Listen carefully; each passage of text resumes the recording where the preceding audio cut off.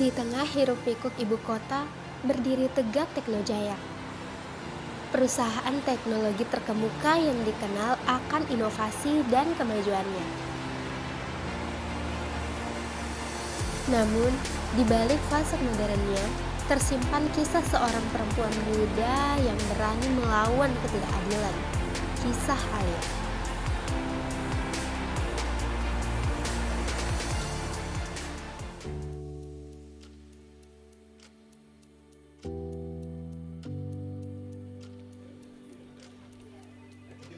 Alia seorang junior software engineer berusia 21 tahun.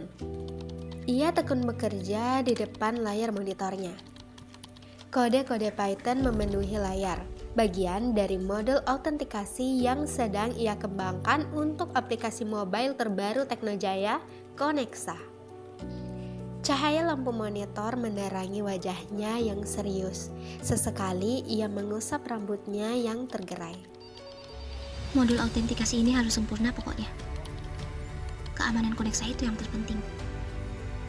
Aku mesti buat nggak ada celah keamanan yang bisa dieksploitasi. Ayo dong.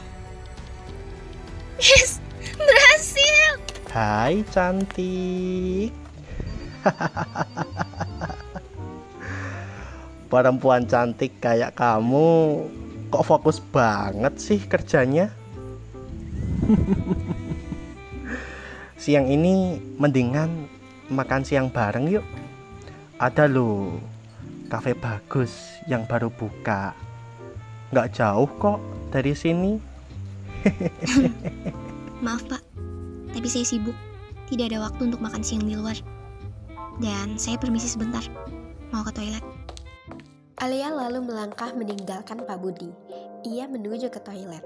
Tiba di toilet, ia membuka keran wastafel dan mengungkapkan semua kekesalannya. Iya, nguji kesabaran banget sih tuh bangka. Gila, pengen banget nimpuk kepalanya pakai keyboard. Sabar Alia, sabar. Seandainya dia bukan atasan. Udah aku becek-becek kali.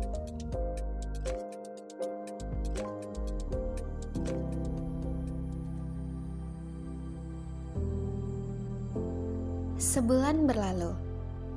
Dalam rapat tim, Alia mengajukan ide untuk meningkatkan sistem keamanan Konexa dengan implementasi algoritma enskripsi canggih dan integrasi dengan sistem autentikasi berbasis biometrik. Ia berdiri tegak, presentasinya tertata rapi di layar proyektor. Seperti yang saya presentasikan, saya usulkan kita integrasikan sistem autentikasi multifaktor menggunakan kombinasi password, biometrik, dan OTP.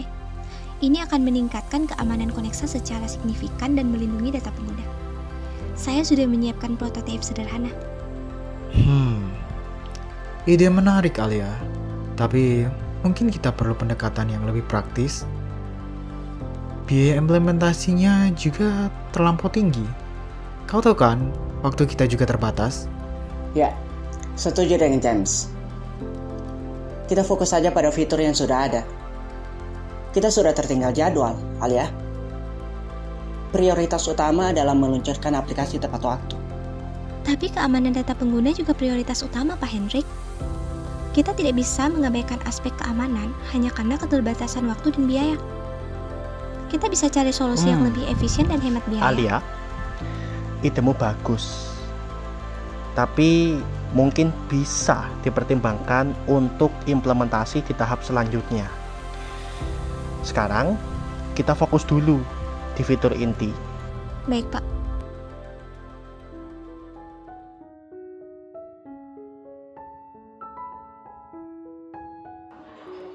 Setelah rapat, Alia menceritakan semua yang dialaminya kepada Sharon, sahabatnya, sembari menikmati secangkir kopi di kafetaria.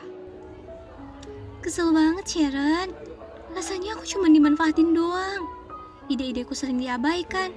Bahkan, aku pernah ngusulin, tapi malah diakuin sama Pak Hendrik. Terus, aku baru tahu kalau gajiku yang paling kecil. James yang kinerjanya kurang aja, gajinya masih lebih tinggi. Diskriminasi nggak sih? Mentang-mentang aku perempuan kali ya? Sabar, Al. Kamu bisa kok ngelawan ini semua. Itu juga si Pak Budi. Sumpah, pengen banget aku lempar ke gurun Sahara biar gak ketemu dia lagi. Aku yakin kamu pasti bisa ngelawan. Laporin aja tuh si tua bangka ke HRD. Kamu tinggal kumpulin aja bukti-buktinya. Ntar aku bantu deh. Tapi jujur aja, aku takut Sharon. Kalau aku langsung melawan, bisa-bisa aku kehilangan pekerjaan. Udah, gak usah takut. Kamu gak sendiri kok. Aku pasti bakal nemenin kamu. Kamu ingat Kartini kan? Dia juga berjuang melawan keadilan. Kita sebagai perempuan itu juga punya hak yang sama tahu. Makasih ya. Kamu udah nyemangatin dan bantu aku. Dan betul juga sih, sebagai perempuan, semestinya kita memperjuangkan hak-hak kita. Gak diam aja ketika ditindas. Iya, sama-sama. Pokoknya kamu harus tetap semangat ya.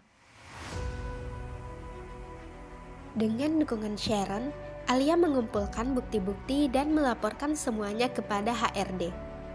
Konfrontasi dengan Pak Budi pun tak terhindarkan. Alia masuk ke ruangan HRD dengan tenang, namun teguh. Pak, saya sudah mengumpulkan bukti-bukti diskriminasi yang saya alami. Perbedaan gaji, ide-ide yang dicuri, dan ucapan-ucapan yang tidak profesional. Saya ingin hal ini diusut tuntas. Alia, tolong dengarkan saya. Ini semua hanya kesalahpahaman. Saya tidak Pak bermaksud. Budi, bukti-bukti yang telah kami kumpulkan menunjukkan adanya pelanggaran kode etik perusahaan. Kami akan mengambil tindakan tegas. Alia, terima kasih atas keberanianmu. Kami akan menindaklanjuti laporanmu. Iya, Pak. Terima kasih juga karena laporan saya ditindaklanjuti dengan baik.